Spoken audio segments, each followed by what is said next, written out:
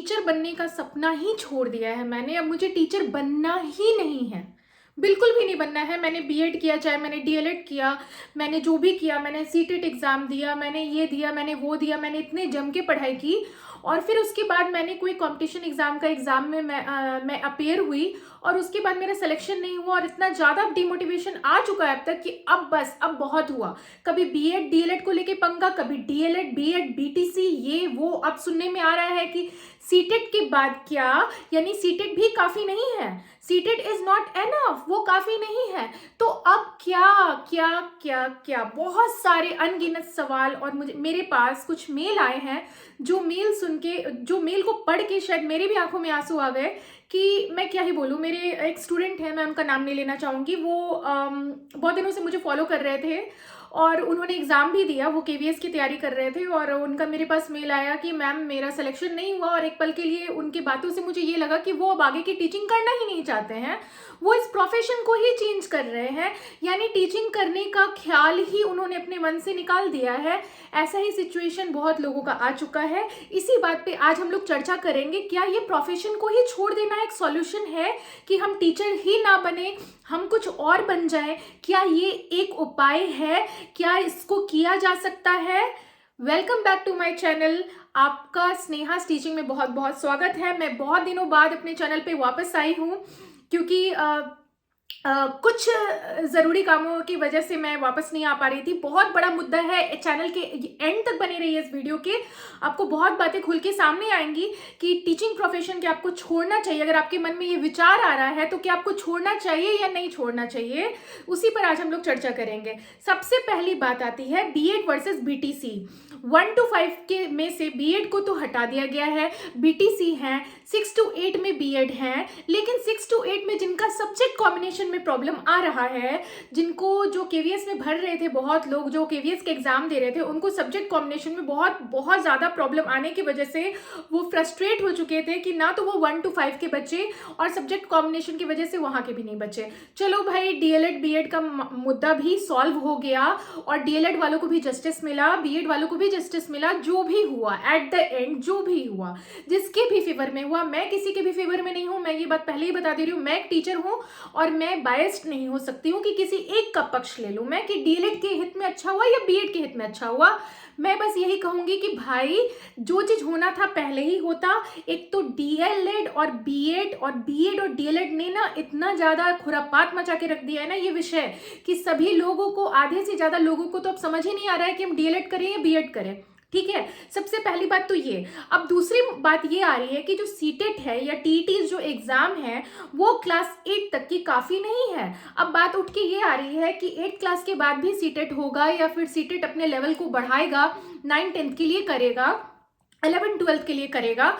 चलो फिर ये भी समझ में आता है कि चलो भाई, सीटेट वाला भी चीज़ दोबारा होना है, सब्जेक्ट कॉम्बिनेशन की अलग इश्यूज आ रही है, डीएलएड वर्सेस बीएड। उसके बाद ये सब भी काफ़ी जब नहीं हो जाता है, जब ये सब चीज़ें पर भी जब हम खड़े उतर जाते हैं, जब हम ग्रेजुएशन करते हैं, उसके बाद हम बीएड करते हैं या फिर डीएलएड करते हैं, उसके बाद हम जो है एक्सपीरियंस गेन करते हैं, उसके बाद हमारा सब्जेक्ट कॉम्बिनेशन नहीं समझ में आता है, फिर हम कुछ और करते हैं, फिर हम पोस्ट ग्रेजुएशन करते हैं क्योंकि सब्जेक्ट कॉम्बिनेशन जब नहीं खड़े उतर पाते हैं हम बीएड में 6 to 8 के लेवल पे, फिर हम पोस्ट ग्रेजुएशन करते हैं कि चलो भाई 6 to 8 ना से 9 to 12 में हम चले जाएं। उसमें आपको सब्जेक्ट की अच्छी पकड़ होनी चाहिए, उसके लिए अब आप अपने सब्जेक्ट को ज़्यादा स्ट्रॉन्ग करोगे। उतना लेवल पढ़ने के बाद फिर जब हम किसी कंपटीशन एग्जाम में बैठते हैं तो ना जाने वहां पे क्या चीज, क्या पैरामीटर पे सिलेक्शन किया जा रहा है कि रिटन एग्जाम भी निकाल लेते हैं और इंटरव्यू में छटके वापस आ जाते हैं और फिर से उस जर्नी को स्टार्ट करते हैं। ये सब देखने के बाद ऐसा महसूस होता है कई बार कि मैंने टीचर बनके कोई गलती तो नहीं कर दी। अगर आप भी ऐसा सोच रहे हैं तो शायद सही सोच है। कई बार ऐसा होता है कि कोई गलती तो नहीं करती, पर मैं आपको इस बात का सॉल्यूशन आज अपने इस वीडियो में दे के ही जाऊंगी। मैं आपको ये बताना चाहती हूँ, अगर आपके मन में ये आ रहा है कि आपने गलती कर दी है टीचिंग प्रोफेशन लेके और आप ऑल ऑफ सडन इतना करने के बाद अगर आप अपने प्रोफेशन को चेंज करोगे तो शायद ये आपकी बहुत बड़ी भूल होगी, बहुत बड़ी गलती होगी। क्योंकि जब आपने ये प्रोफेशन चूज किया होगा तो कुछ सोच के ही चूज किया होगा। अभी एट द एंड आप अगर कुछ गलत कदम उठा लो, वो आपके हित के लिए सही नहीं होने वाला है। क्योंकि एट द एंड आपको ट्रेनिंग मिली है बच्चों को हैंडल करने के लिए, बच्चों को पढ़ाने के लिए, और कई बार तो ऐसा फील होता है कि यार यूपीएससी ही कर लो, इतना टीचिंग में इतना कुछ करना पड़ा, इतना कुछ करना पड़ा, इससे अच्छा तो भाई यूपीएससी क्रैक कर ले, इतना मेहनत करना पड़ रहा है। मेहनत से मत भागिए, ठीक है, मेहनत करना पड़ेगा, अग्नि परीक्षा देनी पड़ेगी। अग्नि में जल के ही कोई चीज जो है ना, सोना भी अग्नि में ही जलता है तो वो तप के और भी ज्यादा निखरता है, और भी ज्यादा उसमें शाइन आती है। तो अभी आप लोग के लिए अगर चैलेंज है, अगर हर जगह ठुकराया जा रहा है, तो भगवान ने आपके लिए शायद इससे भी बेहतर कुछ प्लान कर रखा है। उनके प्लान आपसे भी बेहतर है। उन पर जरूर एतबार रखिए, उन पर जरूर भरोसा रखिए, और इस बात पे खड़े रहिए कि नहीं, मुझे एक अच्छा शिक्षक ही बनना है, टीचर ही बनना है। और टीचर बनने के लिए अगर आपका सब्जेक्ट कॉम्बिनेशन नहीं बन रहा है तो आप पीजीटी कीजिए, ठीक है। और अगर आपको 1 to 5 में दिक्कत हो रही है, उसके बावजूद आपका इंटरव्यू में सिलेक्शन नहीं हो रहा है, या और भी ज़्यादा चैलेंजेस आ रहा है, तो अपनी गलतियों को देखने की कोशिश कीजिए कि पिछली बार मैंने क्या क्या गलती की। बेशक कुछ गलती रही होगी तभी सिलेक्शन नहीं हुआ है, आपसे बेहतर किसी को कोई चुना गया होगा तभी सिलेक्शन नहीं हो रहा है, और कुछ तो 1-2% किस्मत का भी दोष हो जाता है कई बार, जो हमारे सिलेक्शन नहीं होता है। तो हर पैरामीटर पे भगवान पे भरोसा रखिए, और मेहनत कभी भी असफल नहीं होगा, मेहनत हमेशा सफल रहेगा। मेरे आज की वीडियो बनाने का यही मकसद था। भूल के भी अपने प्रोफेशन को चेंज मत कीजिए। जो आप हैं, आपकी पहचान है एक शिक्षक होना, आपकी वो पहचान है, आप पहचाने जाते हैं एक शिक्षक के नाते से, तो आपको उसके लिए लड़ना पड़ेगा, उसके लिए आपको खड़ा होना पड़ेगा। आपकी जिंदगी का एक महत्वपूर्ण अंग है, आपकी जिंदगी का एक महत्वपूर्ण हिस्सा है शिक्षक।